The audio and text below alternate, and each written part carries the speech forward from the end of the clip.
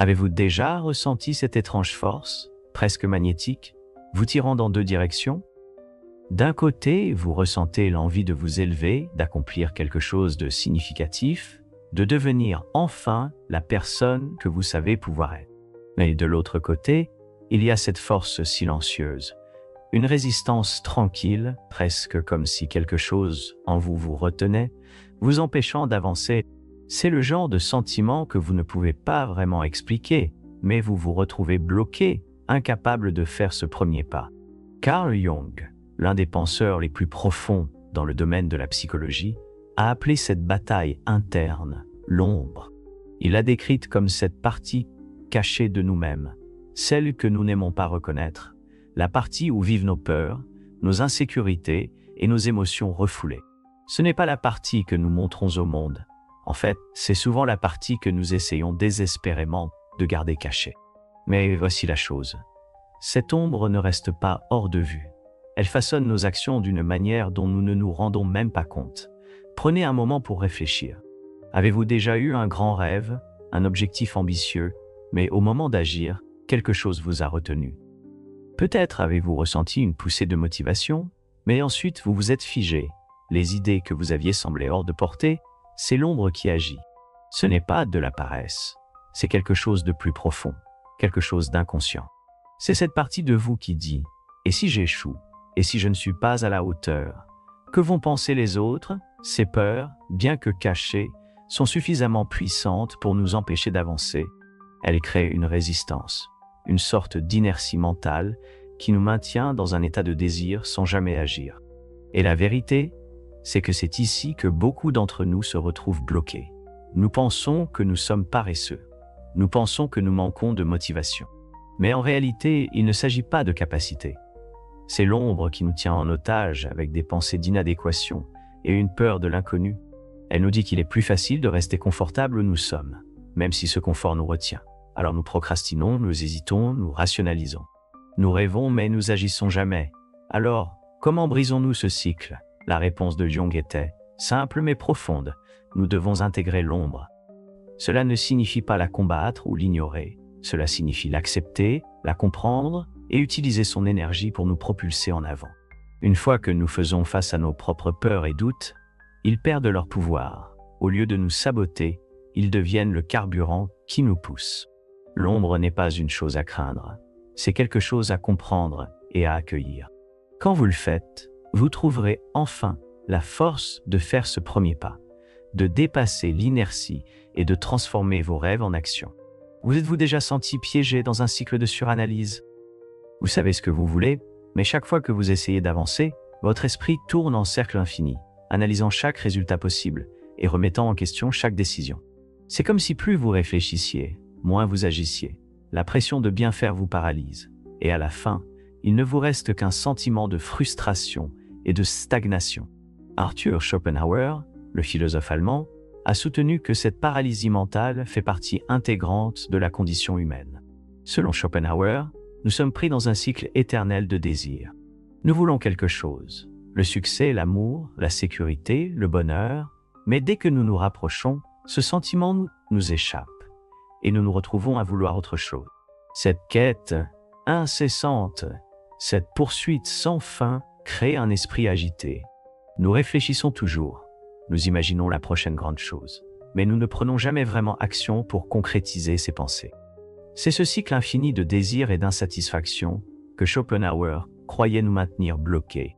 Plus nous voulons, plus nous y pensons, et plus nous devenons paralysés par nos propres pensées. Nous imaginons toutes les possibilités, tous les risques, toutes les façons dont nous pourrions échouer, et en procédant ainsi, nous manquons la simple vérité. La suranalyse ne mène pas au progrès, elle mène seulement à l'inaction. Réfléchissez-y, quand vous êtes pris dans une boucle de suranalyse, vous n'avancez pas. Vous tournez en rond, la peur de faire le mauvais choix, de ne pas être parfait, vous empêche de faire un choix en soi. Mais la véritable avancée se produit lorsque vous laissez de côté le besoin de certitude et acceptez que l'action, même imparfaite, vous fera toujours avancer plus loin que la contemplation sans fin. La philosophie de Schopenhauer nous encourage à embrasser l'inconfort de prendre des décisions, même si elles ne sont pas parfaites. L'action ne nécessite pas de perfection, elle nécessite juste du mouvement. Plus nous nous autorisons à agir, plus nous nous libérons du cycle de la suranalyse. La clé est de réaliser que peu importe combien nous planifions ou analysons, nous n'aurons jamais une certitude absolue. La vie ne fonctionne pas de cette manière. Elle est désordonnée, imprévisible et nécessite souvent que nous prenions des risques avant d'être pleinement prêts. Alors, comment échapper à ce piège mental? La réponse est simple, faites le premier pas, même s'il est petit. Ne restez pas à attendre le moment parfait pour agir, car il n'existe pas. Au moment où vous lâchez prise sur le besoin de certitude, vous débloquez le pouvoir du progrès. Vous passez de la pensée à l'action, et c'est là que le véritable changement commence. On entend souvent dire que la motivation est la clé du succès. On nous dit que nous devons nous sentir inspirés, que nous devons attendre le moment parfait où tout s'aligne. Mais que diriez-vous si je vous disais que la motivation est surestimée? Et si le véritable secret pour surmonter la procrastination et atteindre vos objectifs n'était pas une montée d'énergie, mais le pouvoir silencieux de petites actions cohérentes?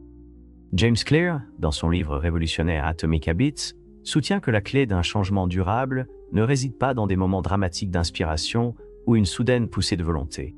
Elle réside dans des systèmes, les petites habitudes quotidiennes qui, au fil du temps, se cumulent pour donner des résultats extraordinaires.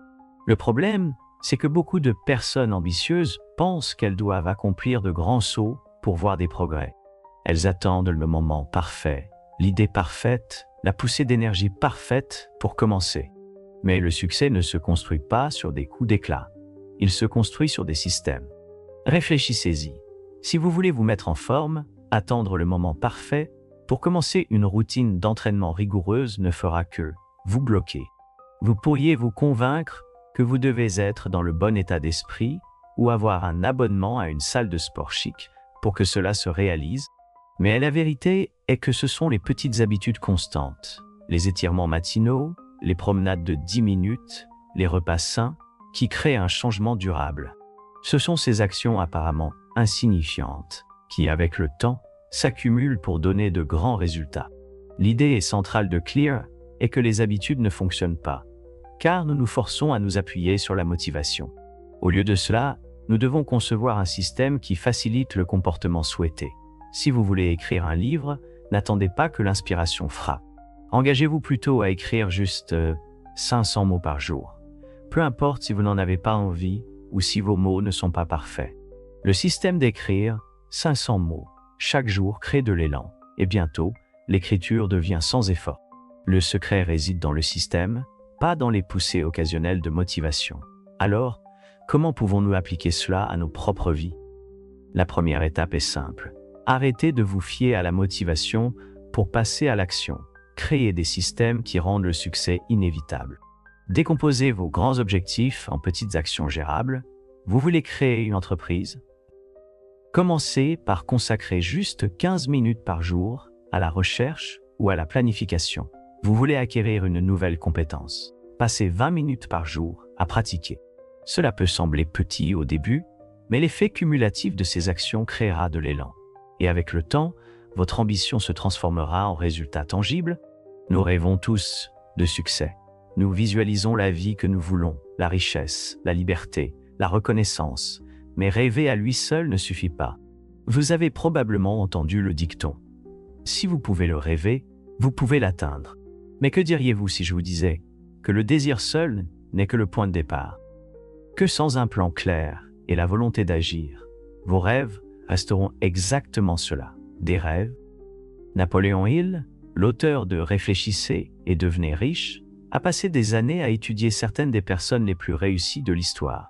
Ce qu'il a découvert, c'est qu'il existe une formule spécifique pour transformer le désir en réalité. Mais cela ne concerne pas la pensée magique. Il s'agit de créer un désir brûlant et obsédant, puis de convertir ce désir en action organisée et délibérée.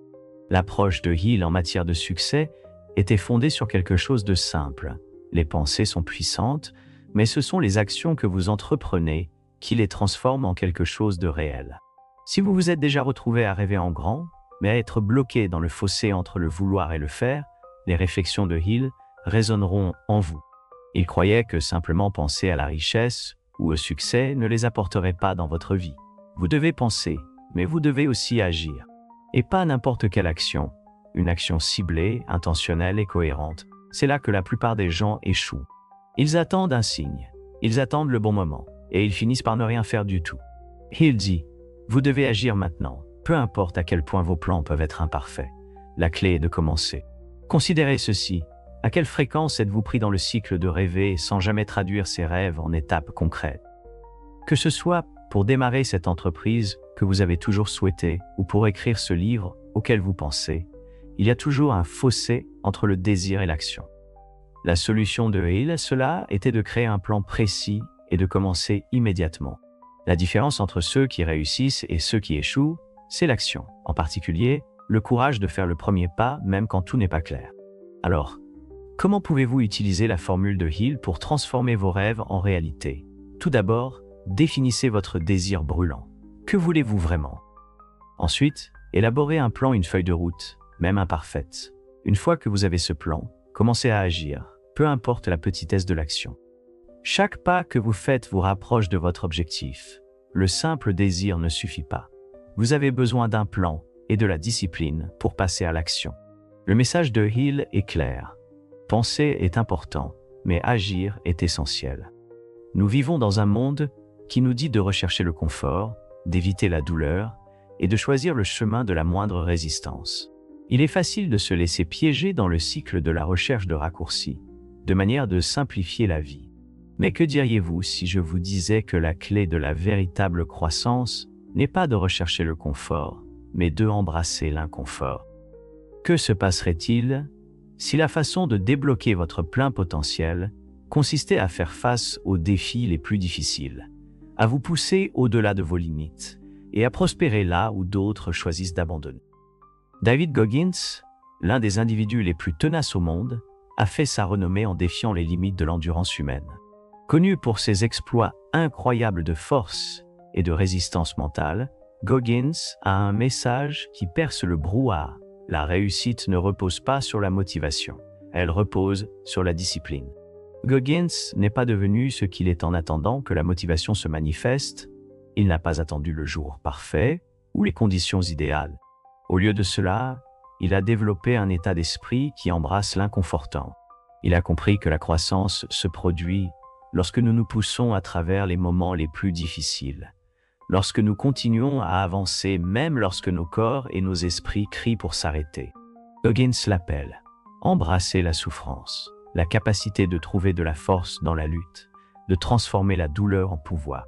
La vérité est que nous laissons souvent nos esprits nous manipuler en nous faisant croire qu'éviter l'inconfort nous mènera au bonheur ou à la réussite. Nous nous convainquons que la clé du progrès est un chemin facile, sans douleur. Mais la réalité est que le succès et la croissance se construisent dans les moments où vous choisissez de persévérer malgré l'inconfort. La philosophie de Goggins est simple.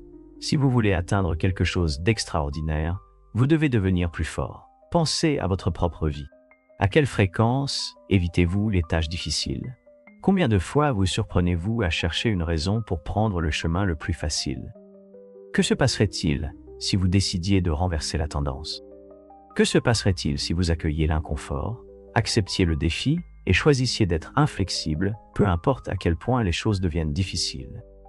La vérité, c'est que le véritable progrès ne vient pas d'un lieu de confort. Il vient de la discipline, d'être présent chaque jour, de se pousser même lorsque cela semble impossible.